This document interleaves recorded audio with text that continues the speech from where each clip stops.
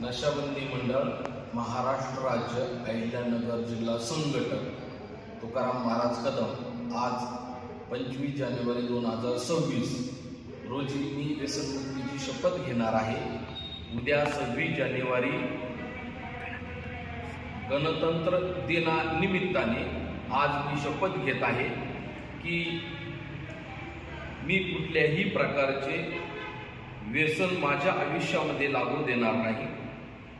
मी आजीवन निर्व्यसनी राहील। मी भारताचा नागरिक, भारतातील प्रत्येक व्यक्ती निर्व्यसनी राहण्यासाठी प्रयत्नशील राहील। मी व्यसनमुक्तीसाठी असलेल्या कायद्याचे काटेकोरपणे पालन करेन आणि नवीन कायदे होण्यासाठी मी सक्रिय राहील।